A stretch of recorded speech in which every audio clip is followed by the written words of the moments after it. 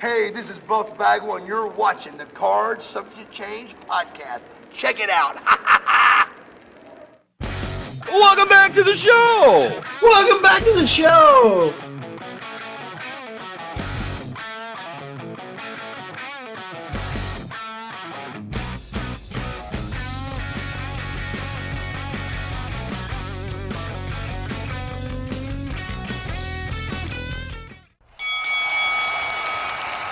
And now, your hosts of the Card Subject to Change podcast, the For Frequency's Sake Tag Team Champions of the World, the Wizard CZ, and never wrong, Nick Bull.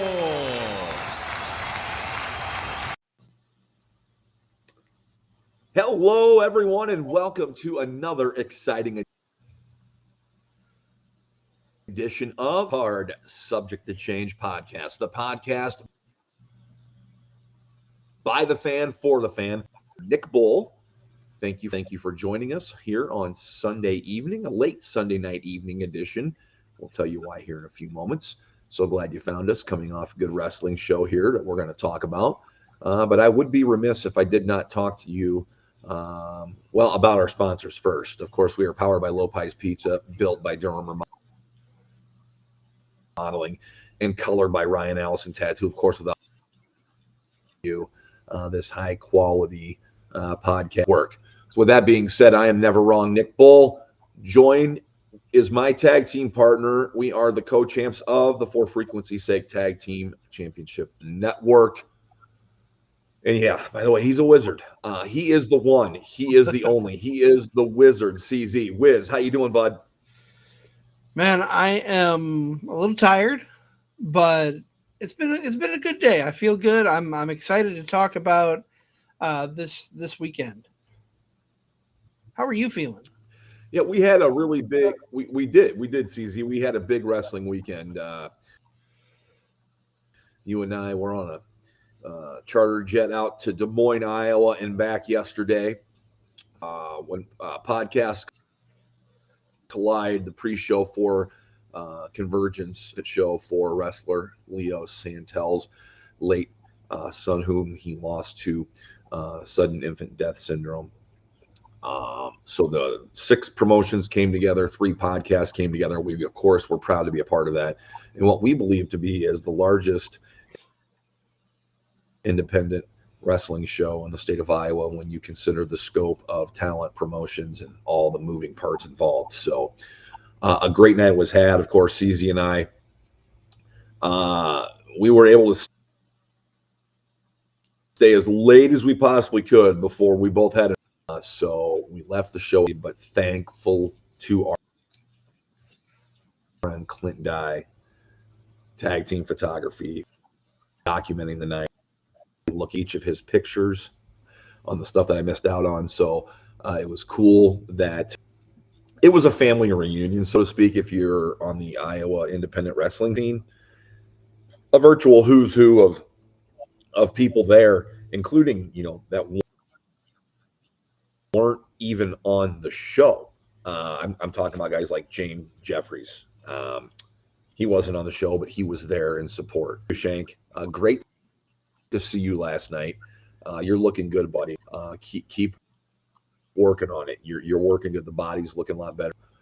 So good to see you last night, Shank. Thanks for absolutely picking me up and cracking my back in 8 different places. It absolutely helps out. It made for the better ride home. But yeah, CZ and I, we got flight back. Both kind of looked at each other and we balked on watch. I don't know if I would have been up and ready by the time pay-per-view started.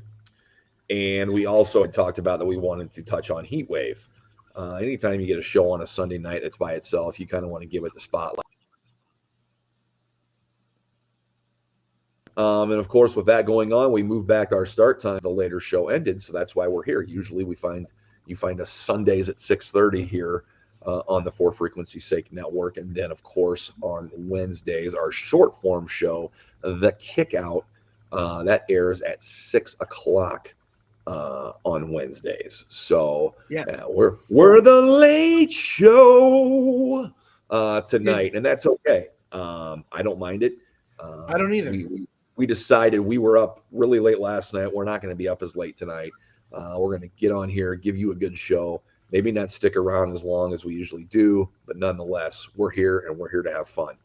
CZ, thoughts on last night before we delve into Heatwave? Such a fun experience, a great show, a great cause. Seeing our wrestling family come together for the Hadley family is just an amazing thing, and being able to come together with Zach Takis, JR, Top Shelf Tom, Whitney, and Big Ace over at the 2 Count podcast to put on a production that we did just was. I look forward to doing something similar with them under different circumstances, if that makes sense. For sure. I believe But we're no, going to be doing overall, something. Great night.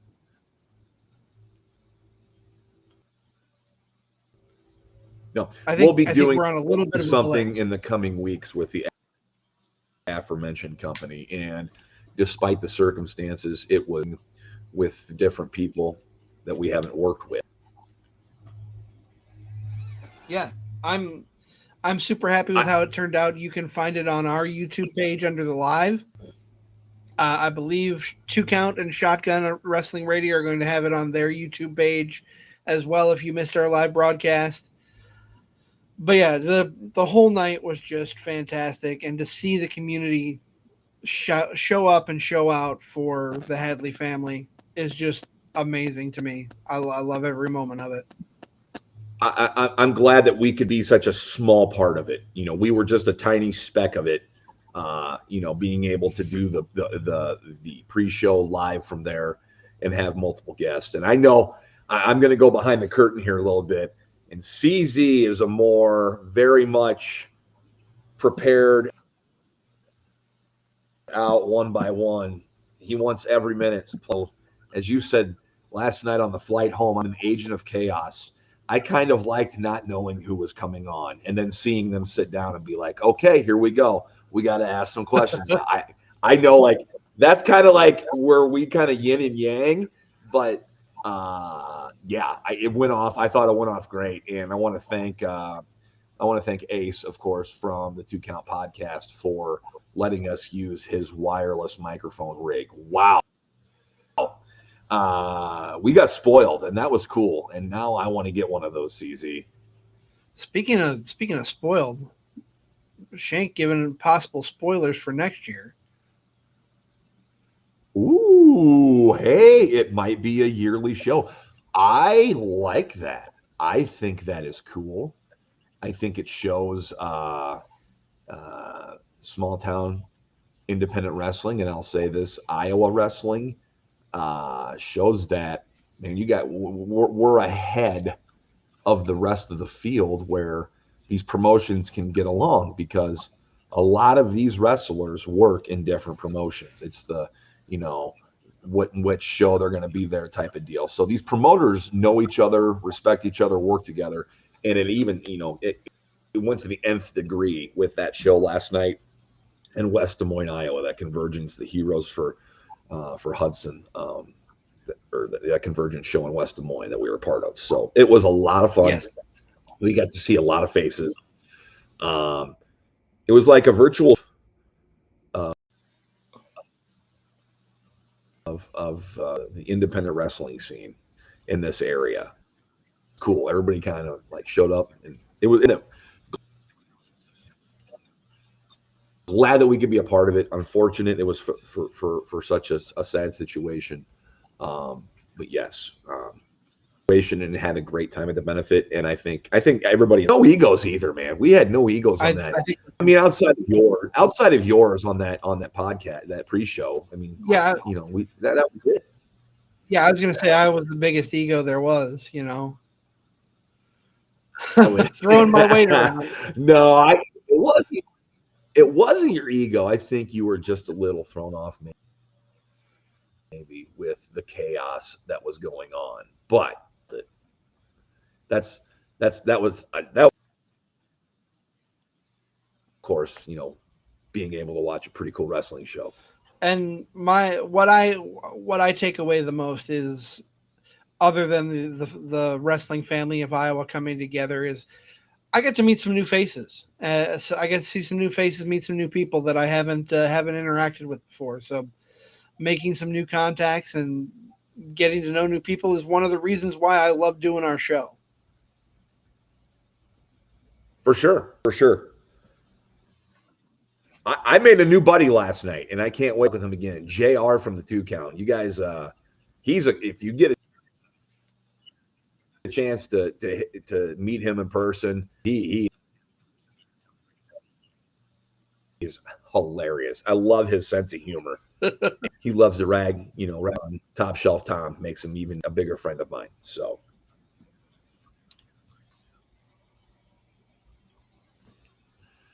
And not top shelf, in our opinion. Mid shelf Tom. I'm going to catch some flack from him for that. Mid-level Tom. No, I'm just kidding. They do a great job. All those people on that podcast are top shelf. Oh yeah, they got their stuff together, and they're good people to work with. It was a lot of fun, and I can't wait to collab with them in the very near future. Stay tuned. There'll be some announcements coming with that as we head into Bridge City Slam, coming up in less than 2 weeks now, as we air this, as we're live tonight.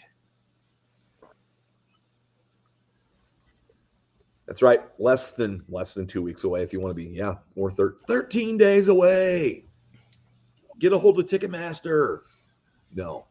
We hope to see you all there. We're going to be down at Bridge City Slam in just under 2 weeks. Bridge City Slam 7, of course, put on by promoter Austin Bayless. Austin Bayless was in the ring last night. Yes, he was. And very over with the fans. I don't know if it was Austin's. A little bit of column A, little column B. It might be. That might be the perfect storm. It might just be, but I will tell you, the hat was over. The hat was over like Rover. That hat was over, and it wasn't putting anybody over. That hat's last name was Hogan, brother. It was that over. And that's a compliment. Kudos to Austin Bayless last night. That's my first time able to see you in a ring since your in-ring return. So a bunch of faces and making some new friends as well. Before we come off of we were talking about Bridge City. I'll just kind of peel the curtain back for us. We record our midweek show, The Kick Out, on a weekly basis, Sundays, either before or after we go live. But we recorded 2 episodes while we were out in West Des Moines at the hall to promote Bridge City. We'll be joined by Damian Saint and Central Empire champion Jared Thumb, respectively, over the next 2 weeks. So look forward to seeing those. That'll be fun. This guy over here is the Task Master. And it's hey, we're going to a show, but we don't get to have fun to get our work done. It's just like I'm giving you a hard time. Yes. Thank you again to all the promotions and to everybody who let us be a part of it. A lot of fun. But Nick, we've rambled about last night in a good way for a handful of minutes. We've got a wrestling show to talk about too.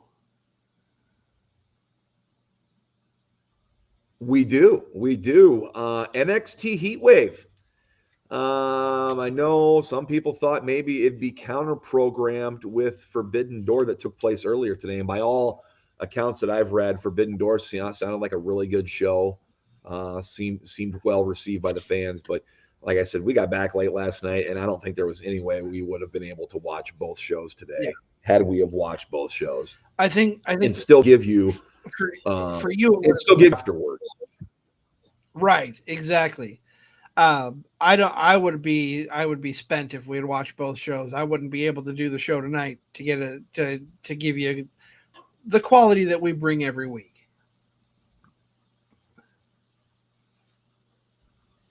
That's right. We decided to pass on Forbidden Door. We went with Heatwave. I love these 5-6 match pay-per-view shows. I know I probably wouldn't 5, 10, 15 years ago, but I do now. Maybe it's with age comes wisdom and you see things a little differently, or that's just the perfect time amount for me watching wrestling with the amount of wrestling I consume on a daily basis. But I really like these 6-match cards. They move along pretty well, and for the most part, up stuff for future programming. Yes. And I thought this show served that well. So I was excited to sit down and tune into Heatwave tonight. Of course, the main event has my interest with Javon Evans, two of the biggest, brightest, youngest stars in the black and gold division. Very excited. This is their first, I guess, true one-on-one match. They have been involved in a couple triple threats, maybe a tag match as well. But seeing these two square off, I was very excited for. Very much so, like probably the match I was looking forward to most this weekend.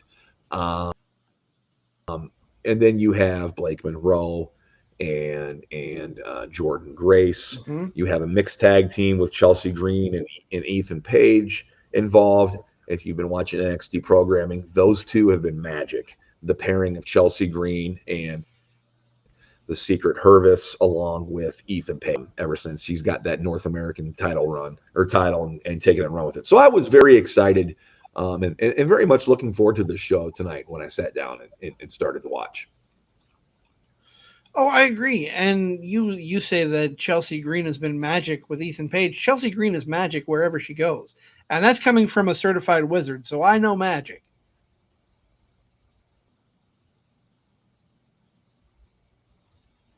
Okay.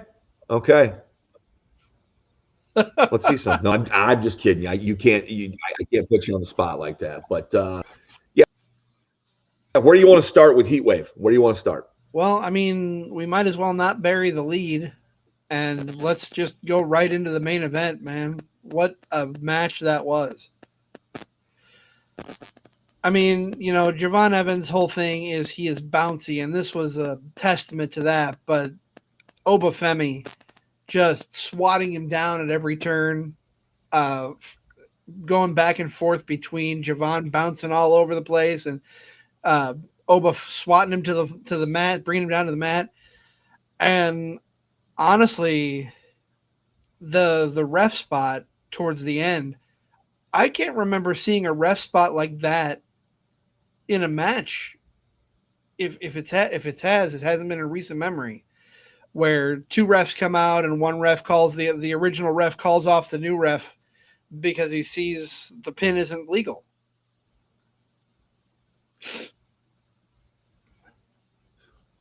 Right. And I think it worked in this situation. We don't see it a lot. And I think seeing it here where the original ref overturned because the substitute ref couldn't see at the time of the count of the pin where the leg was. So I liked it. It wasn't too quirky, and it didn't seem like the fans poo-pooed on it too much. Right. I think they booed. Thought, man, Javon did it. But there was no quirkiness to it. They just overturned it. And then like, after that happened, it seemed even more from where we previously were. Oh, yeah. I like these two. I think they're two good, almighty giant. The other one is the high flyer that has got athleticism just dripping off him. The most athletic person on that NXT roster, and it's not even close. That doesn't mean he's the best. Man, he has got it just coming out of sweating athleticism. That's how good Javon Evans is. So this match was amazing fronts. Obafemi was victorious, able to retain when he rose. Was that a choke slam that he throws Javon Evans through? Oh, if I'm picturing it in my head, yeah, some variant of a choke slam, just tossing him a good 6-7 feet over to the announce table, right? Yeah, it's Maybe not a 3 to choke 5. slam like a Uranagi type move from the apron. Yeah. Evans destroys the table, then goes in and hits him with that pop-up power bomb of his, and it's 1-2-3. And here you've got Obafemi, who they said who hasn't been beat in singles action. I believe he's got one loss, and that's when he lost the North American title. And I think that was Tony D'Angelo that beat him. Yeah. So my homage to Tony D'Angelo with the hair dental. So he's on this tremendous tear. He is now 10-0 in title defenses. He's been the champ for 220 some odd days. And after becoming the longest reigning North American champion, Obafemi stands tall on the mountain of NXT as their heavyweight champion. So, CZ, I'm going to ask you, who's knocking him off that mountain? Is it the guy that we see after the show almost goes off the air? It's possible. Or Ricky I can Saints see comes him out? and Saints putting Or is on it somebody else? a hell of a match, just like with Javon. But I don't know if Ricky is the guy. And I say this with a lot of love for Ricky Saints. I just don't know if he is the guy who could take that belt off of Oba. I don't know if I see it, but sign me up. I'm here for the ride. He wasn't my pick. Right. I don't have anything against Ricky Saints. In fact, I like Ricky Saints. I'm glad he's back in the picture. But the guy that I would or the guy that I eventually would have take out Obafemi is the guy who took out Ricky Saints, excuse me. And that's Ethan Page. Ethan Page, to me, has kind of leveled up since he's won this North American championship. He's personalized the belt. That's neither here nor there. But he has amped his game up in the way that he destroyed Saints. Let's see here. Stryker says one of the better pay-per-views for NXT wise. I can't argue that. I thought it was a really good NXT show. One of the better ones of the year. Yes. I don't know if it's the best. Yeah. But what? No, I apologize. You were talking about Ethan Page being the guy. Yeah, I think he's really like taking the next step, and I think he may be the guy that takes down Obafemi when it's time to take the title off of Obafemi. Yeah, I can make an argument for that. I would think that would be a good move. If somehow Ricky Saints does take the belt off of Oba instead of Ethan Page, Page has a line in, I beat the crap out of you, Ricky Saints, so I'm in line for your title. So their rivalry would continue if Saints were to somehow come away with the belt at the next at his meeting with Oba. But we're led to believe that it's going to be. We're led to believe it's going to be Ricky Saints, Josh Briggs, who had a backstage thing with Obafemi as well. But I wanted to bring up Ethan Page to parlay into the next, or to segue, into the next match that we're going to talk about here on the Card Subject Change podcast. The podcast by the fan, for the fan. Of course, we are powered by Low Pies Pizza, built by German Remodeling, colored by Ryan Allison Tattoo. I am never wrong, Wizard CZ. We're so glad you're here with us late on a Sunday night, breaking down Heatwave. And that was that mixed tag match with Ethan Page and Chelsea Green going against Tavion Heights. Give me the gal's name again. Gal's name is Right here. I got Tyra it. It May is Steele. Tyra May Steele, who is a gold medalist for the United States. What I hope, like, in the future, she is like a legit badass. Yes. I know she's starting out right now, but using that Olympic background and being of, dude, she's built. She is built and looks the part. I think there's big things on the horizon for her, but not just quite yet. But I liked this match. You go back here and look at the match times. None of these matches went over like 13 minutes. With the exception of the main event. And with the exception of the main event, and that's fine. And that went below 18 minutes. Is it just where we are, CZ, in our age and fandom, or is it just the society we live in where we got to have our satisfaction, but it's got to be on our terms and in this amount of time? Or are you fine with these match times? I'm fine with these match times, honestly. I think part of it might be age, but the attention span of people in the modern era, you've got to have these quicker match times, in my opinion. And that's not to dog any longer matches. You know, a long 30-minute match can be amazing. But for this particular show, for this environment, I think the stacking and the timing was perfect.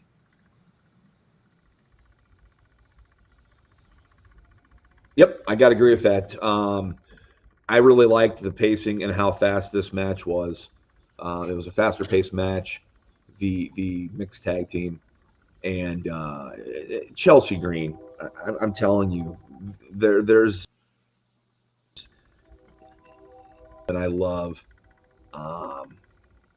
is when I love watching somebody, and she is at the top of her game right now.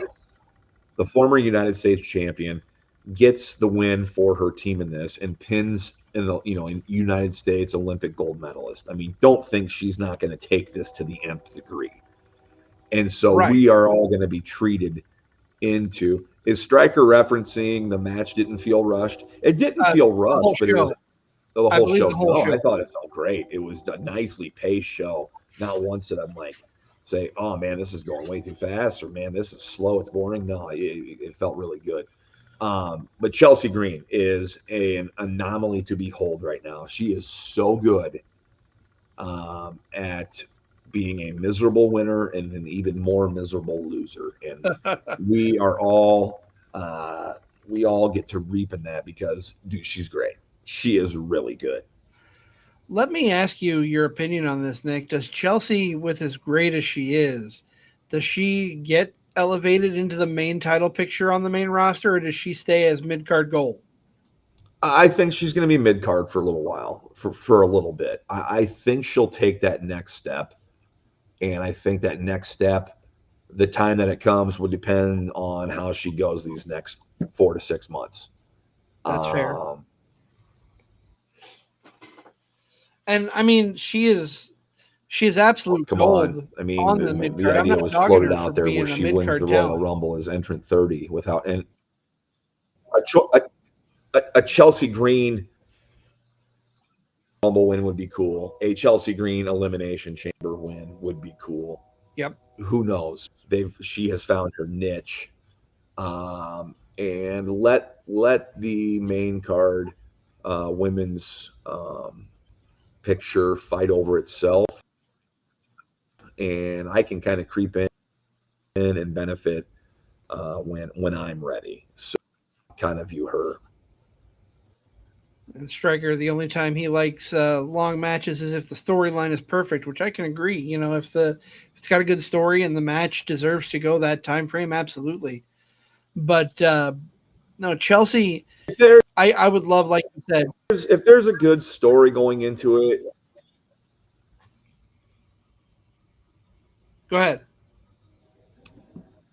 No, I was going to comment, piggyback off what Stryker said with that post or with that comment. I'm kind of in the same boat, unless it's like a rivalry a blow off, or, it's got a special stipulation on it where, if it's a tag team match, it's a double dog collar match. If it's, the God forbid, the Texas death match or something like that, those kind of matches are going to tend to go a little bit longer. So I can leeway towards that. But I don't look at a match and say like, okay, it's past 7 minutes, I'm done. Right. I work, and if there's not much going on for those 16 minutes, then I'll critique it. But I'm invested in as long as, but I'm also going to look. Yeah, I mean, sometimes you look at certain shows, and I'm not going to dog either company because both are guilty of it. There's always some fat that can be trimmed off. It's matches. Some matches just don't deserve to go 18 minutes for no real reason. Right. Yeah, it's neither here nor there. Thankfully, tonight this show was well paced with the 6 matches. I didn't feel that any of these underperformed. Really no stinkers. It was good. What else do you want to talk about on this card besides those 2 matches we talked about already? Those are the big ones. I think we can't not talk about the women's title match. JC losing one of her 2 titles, and the title going back to an NXT not NXT, a TNA talent, but not the talent I would have picked. I was surprised, and not in a bad way, that Ash by Elegance is the new TNA Women's Champion. Yeah, very very interesting result there. I thought, selfishly, I wanted Masha Slamovich to win the title back because she is going to be at Bridge City Slam 7 in a couple weeks, and would have loved to have gotten a pick with the TNA Women's Champ at the time. But you never know. Maybe she'll get it between now and then. I don't know how that's going to work. Yeah. But JC Jane been doing a good job. I thought dropping this title back now is a good time, and apparently TNA did as well. They pulled the trigger to where the Elegance line, managed by the personal concierge, like, I hated this thing when it started, but man, I think it's like the thing I look forward to most when there's TNA wrestling on my screen now, is because it is so cheesy bad. I love it. And props to tours of the Elegance line, Heather Reckless and Maggie Lee, both trained here locally at Black and Brave, and now both making a name for themselves in TNA and as part of the TNA Knockouts champions. So, yeah, that was interesting. I don't know if the cracks continue to get bigger for JC Jane here, and she drops that women's title back, the NXT women's title next. I don't know, but once you have more than one title, it gets a little hard and a little more wear and tear on you defending all of them. So, yeah, I enjoyed that match. I think if the cracks are going to continue to form with JC, the cracks are going to come internally from Fatal Influence, which you've seen for the last few weeks already. The seeds have been planted. So I think if the cracks are going to break, that's where they're going to come from 100%. Okay. Time will tell. I'm trying to think of anything else stuck out in my head from this pay-per-view. I guess we did get the Jordan Grace, Blake Monroe match. They kind of fumbled with Blake Monroe when they brought her over. I think they wanted her as a face. And I think with Blake Monroe coming over as Mariah May before the name change and working heel so long, probably wasn't ready or best suited for her or her character, Right. whatever it was going to be a face. They've got her in the right spot now. They've got her as a heel, even though she's not in the championship condition. here she has a high-profile match on an NXT show with another high-profile star, Jordynne Grace. So it was good to be able to watch these two go at it. Excuse me. And I thought Blake Monroe would win. I didn't think Jordynne Grace was going to go over here tonight. I don't think this is the end for these two. I think these two could stop right now, and then when one of them gets a title, it's back at it again. So I think these two kind of have, that built-in rivalry already, because I just think they both complement each other well, if you know what I mean, and have that if you're going to have, be around and have, long sustained rivalries. But then again, we don't know the plans, it's hard to say. Oh, very much hard to say. Look too far in the future with NXT because you don't know the plans. You don't right. Okay, let me talk about this. And we'll wrap things up here shortly on the Card Subject Change podcast by the fan, for the fan. We are powered by Lopez Pizza, built by Durham Remodeling, colored by Ryan Allison Tattoo. Of course, we are, for Frequency's Sake Network, the exclusive home of Card Subject Change, as we like to say it here. But I really liked going from that match into the match I wanted to talk about. Holy smokes, it is late. The tag team match. Remember when Dark State debuted and they ran roughshod over everything? Yep. Now, I don't have a problem with them. I guess I have a problem with how they're booked. Here we are, this badass renegade group taking over things, and we don't care. We're doing stuff by our rules. And then we go away for a while, and then, we're in the tag team, we're in the tag team title talks. We don't know what four, we don't know what four of the Dark State which two of the four are going to represent Dark State and taking on Hank and Tank. So they've got an advantage going in, blah, blah, blah, blah, blah. And I'll tell you what, I liked the tag match. I knew right away Dark State was going to take the belts, go over, because just the numbers game. They can't, Hank and Tank can't compete with what else goes on ringside with Dark State. So with all the chaos going on at ringside, Hank and Tank a little distracted, a little off, and Dark State are your new tag champs. Was it Osiris? And I don't know who the other member was. Lennox. Yes. Lennox and Dion Lennox. Dion Lennox and Osiris were the members of the Nick, let me ask you the winning.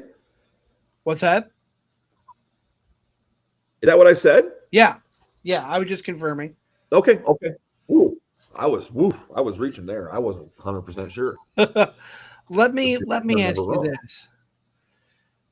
With Axiom being called up, is the NXT men's tag division kind of in shambles right now? I don't know if you want to say it's in shambles. I want to say they're efforting, they're rebuilding, because the same could be said for the men's singles division. Ricky Saints, Josh Briggs. I mean, he's the Saints thing would be fresh, I guess. That's probably the route they're going to go. Right. But WWE is kind of in an impasse here where they need to start getting some more stars on that NXT level developed. So I know a lot of people think Trick needs to go up and get called up, but I think he needs to become a bigger star. And whatever happens with that TNA title needs to immediately be at the top of the card when he comes back to NXT, and working again as the star that he is on that show. Whenever he gets called up, he gets called up. But I think a lot of these people that are coming in, like Jordynne Grace and Blake Monroe and Ricky Saints and Ethan Page, you're thinking they're only going to be there for a few months for that call up. And I don't think that's the case. There's no hurry for a call up right now for anybody. There's nobody on here that's like, oh my gosh, they got to be on the main card right now. Oba Femi being the closest thing, and I still think he's green for the main roster. So only time will tell, but that's been the thing with NXT. WWE's proven time and time and again that they can pump out these stars. They just sometimes need time and a little bit of luck. So I think we're at one of those stages again. And you've got such a good feeder system with Evolve. I don't think either of us watch or pay attention to Evolve as much as maybe we should. And I'm not saying we need to be like focused, zeroed in on it, but you've got a team like Swipe Right who could probably sneak their way into the tag division on NXT. I just don't think the tag division is as robust as it once was on the men's side.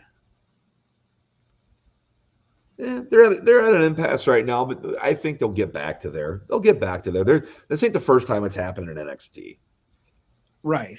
No, you're correct. And as always, it's a good problem to have, in my opinion. So I mean, time will tell. Time will tell, but we'll find out. But yeah, I mean, I was totally pleased with this pay-per-view. I'd give it a solid B plus. I mean, I would it fall was right fine. around the same. It was fine for a Sunday night. I mean, the main event delivered. The card was well paced, and I think stuff got developed for the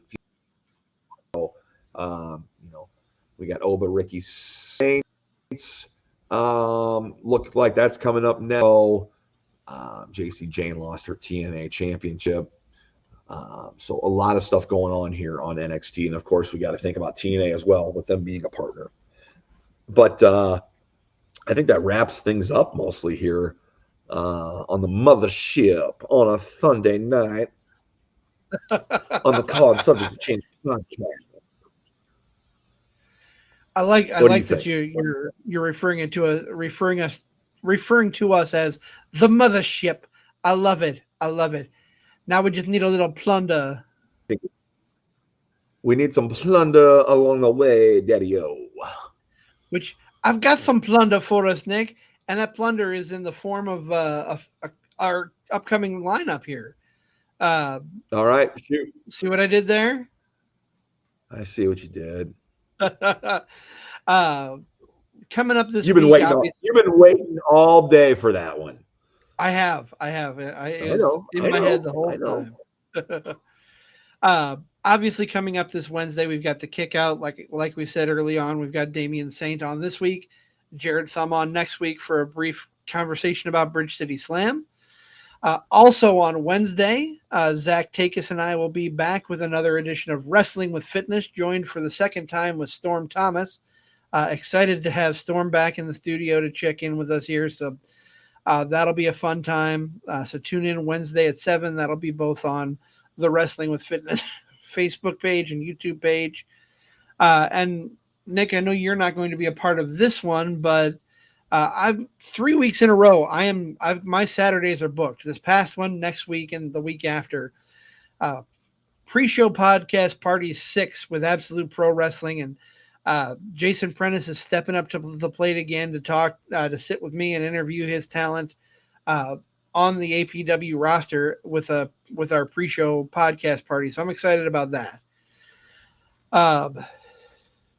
Of course, one last thing that I'll touch on. And that is our upcoming monthly show with our good friend Joe the Show Winkle, Wrestlebacks, where we review past matches that are worth going back and taking a look at. Nick, I'm super excited. How you feeling about that? Yeah, I've watched this, last week once. I thought about going back tonight and watching it again, trying to watch for different things.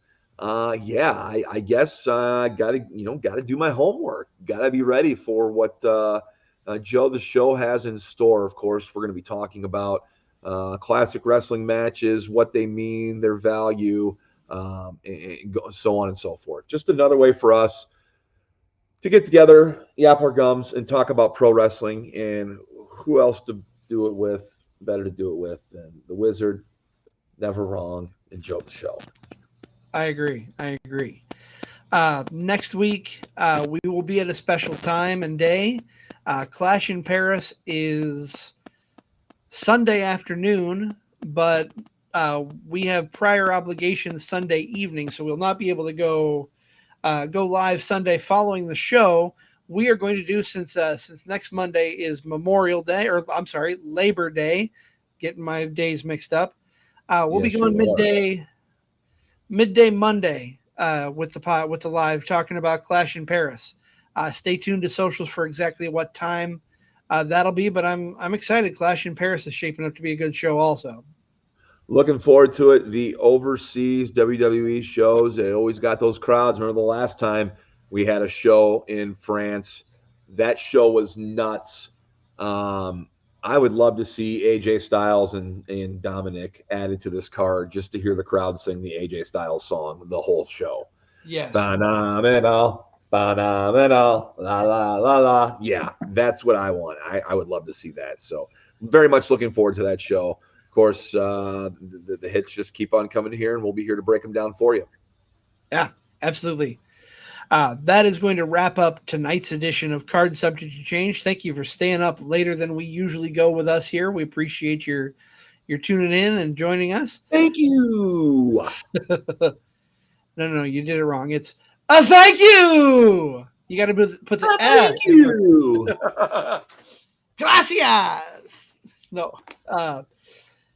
But no, we will see you. We will see you later this week with the Kickout. For my tag team partner, Never Wrong, Nick Bull, I am the Wizard CZ. We are the Card Subject to Change podcast, the podcast by the fan for the fan, powered by Lopez Pizza, built by Durham Remodeling, and colored by Ryan Allison Tattoo. We'll see you next week here for another edition of Card Subject to Change.